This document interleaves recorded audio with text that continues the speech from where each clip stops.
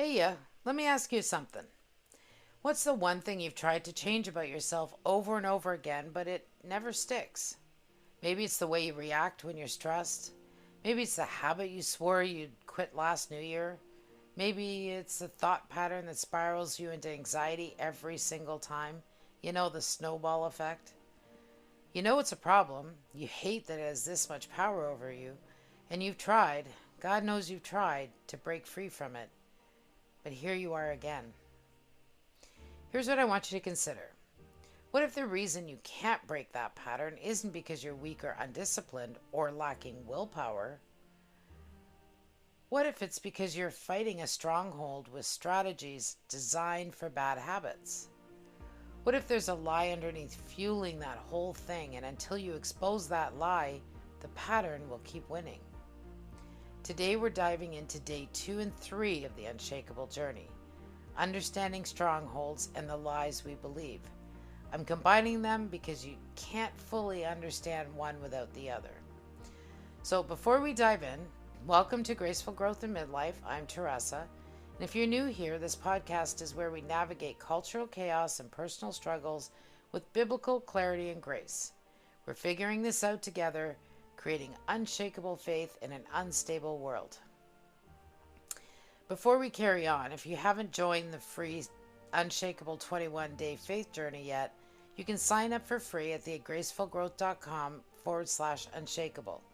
It's a complete downloadable workbook with daily emails walking you through discovery, understanding, and healing, designed to help you build unshakable faith in an unstable world.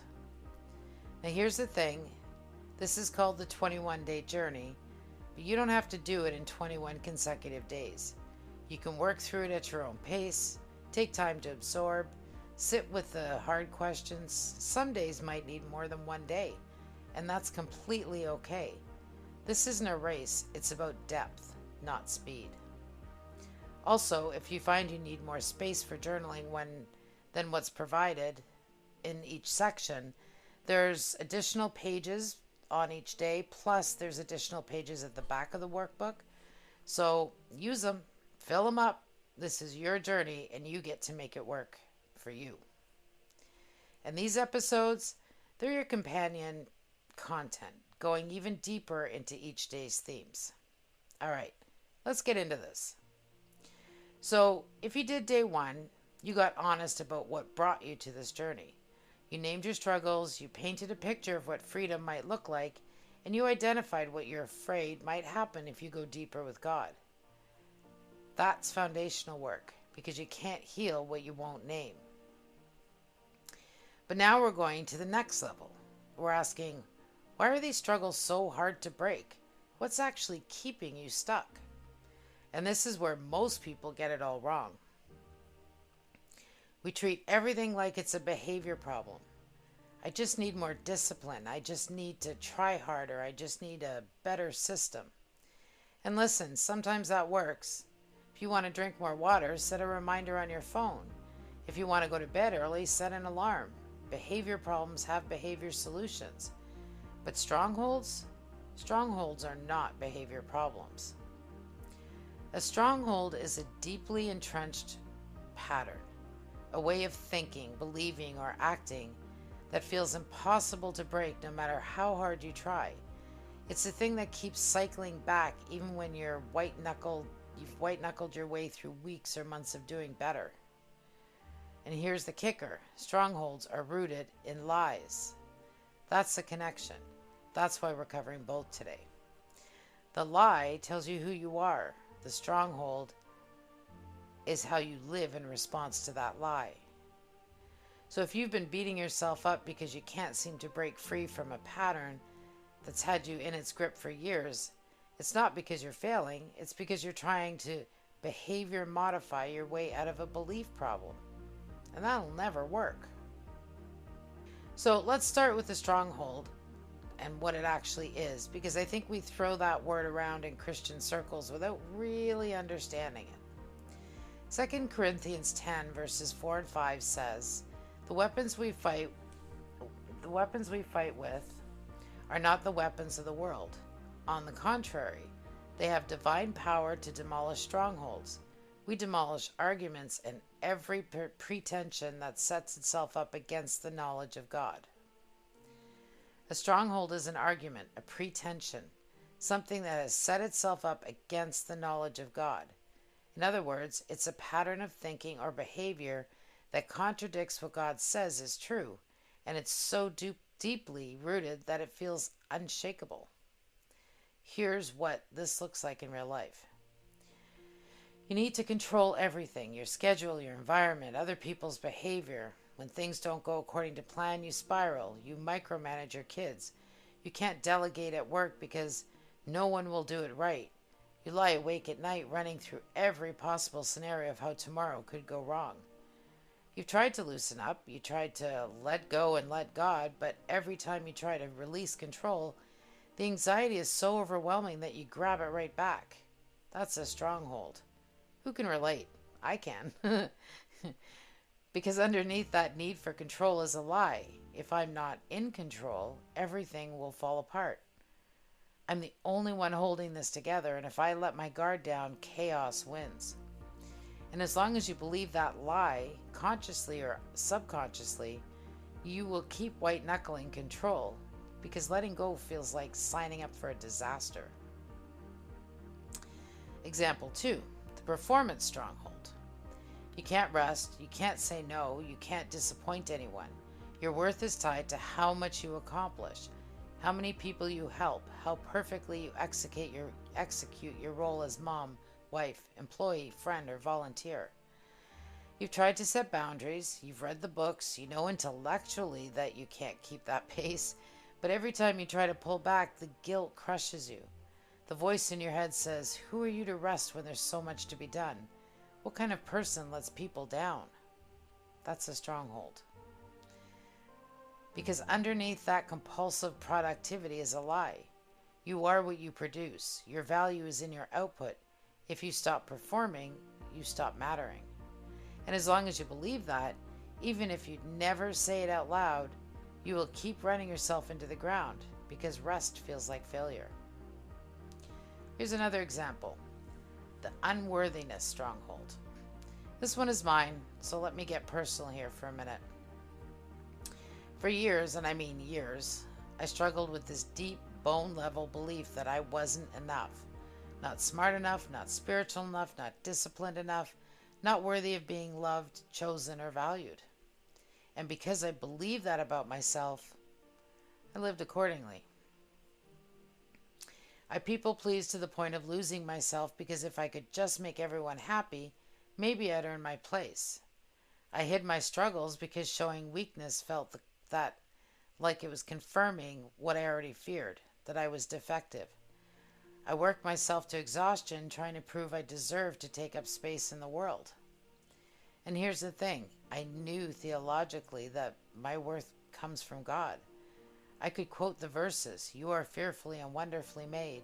God demonstrates his love for us in this, well, we were still sinners. Christ died for us. I knew it in my head. But in my heart, in the deep places that dictated how I actually lived, I didn't believe it. And so the stronghold of unworthiness controlled everything. How I showed up in relationships, how I made decisions, how I responded to criticism, how I treated myself. And I couldn't positive affirmation my way out of it. I couldn't discipline my way past it because it wasn't a behavior problem, it was a belief problem. The lie said, you are fundamentally flawed. You have to earn love, and you're only as valuable as your usefulness. And until that lie is exposed and dismantled, the stronghold stayed intact. Do you see how this works? The stronghold is the pattern, the control, the performance, the people-pleasing, the self-sabotage, the comparison, the anger, the anxiety, whatever it is for you. But the fuel for that stronghold is in the lie underneath. You can't break the stronghold without exposing the lie. So let's talk about this. In John 8:32, Jesus says, then you will know the truth and the truth will set you free. Notice he doesn't say the truth will make you feel better. He says it will set you free. Because lies, even ones you don't consciously acknowledge, keep you in bondage. They create the prison you're living in. They define the walls of what you think is possible for you. And here's what's tricky. Most of the lies we believe about ourselves, we didn't come up with on our own. We absorbed them. From childhood experience, from cultural messaging, from painful relationships, from the enemy of our souls, who is, according to Jesus in John 8:44, a liar and a father of lies. Let me give you some examples of common lies and where they come from. I'm too much.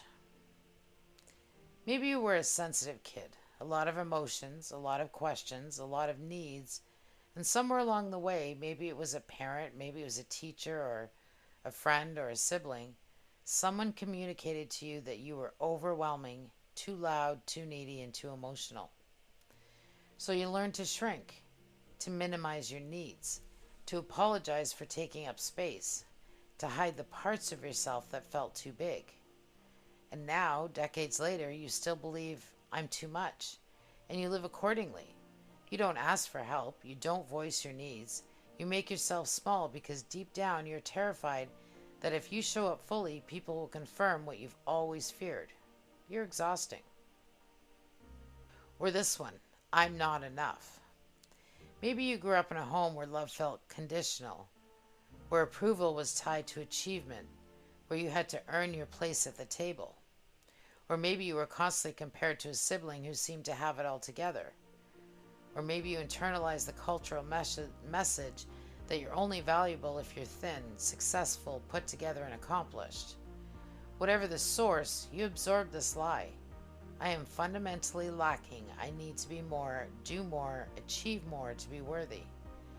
And now you live in constant striving, never satisfied, never able to rest in who you are because you're always measuring yourself against who you think you should be.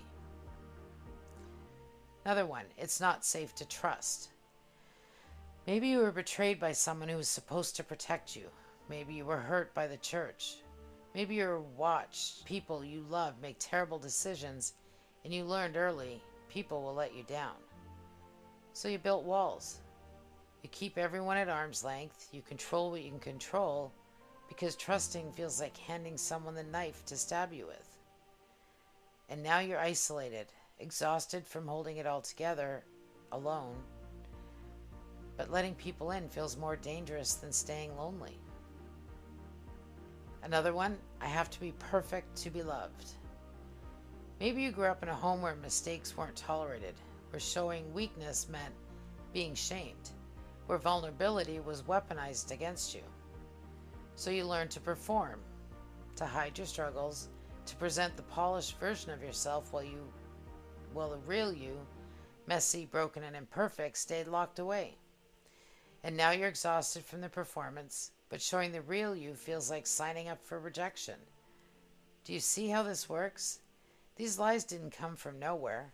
They came from real experience, real pain, real messages you absorbed about who you are and about how the world works. And once they took root, they became the lens through which you see everything. The lie filters your experience. It interprets your circumstances. It writes the script for how you respond. And until you identify the lie and expose the truth, it'll keep controlling you. So here's where it all comes together. The lie tells you who you are. The stronghold is how you live in response to that lie. So let me show you what I mean with some examples. Connection 1. The lie, I'm only valuable if I'm useful. The stronghold, compulsive people pleasing, inability to say no, and constant overcommitment. Why? Because if you believe your worth is in your usefulness, then resting feels like becoming worthless. Saying no feels like forfeiting your value. So you say yes to everything, burn yourself out, and resent everyone. But you can't stop because stopping means you don't matter anymore. Number 2, the lie, if I'm not in control, everything will fall apart. The stronghold, anxiety, micromanaging, inability to delegate trust. Why? Because if you believe you're the only one standing between order and chaos, then releasing control feels like inviting disaster. So you grip tighter, stress harder, and exhaust yourself trying to manage what was never yours to control in the first place. Connection 3. The lie. I'm fundamentally unworthy. The stronghold. Self-sabotage, isolation, inability to receive love or grace. Why? Because if you believe you don't deserve good things, then when good things come, you'll sabotage them. You'll push people away before they can leave you. You'll reject love because accepting it feels like lying. And somewhere deep down, you're waiting for people to discover the truth about you, and leave you anyway.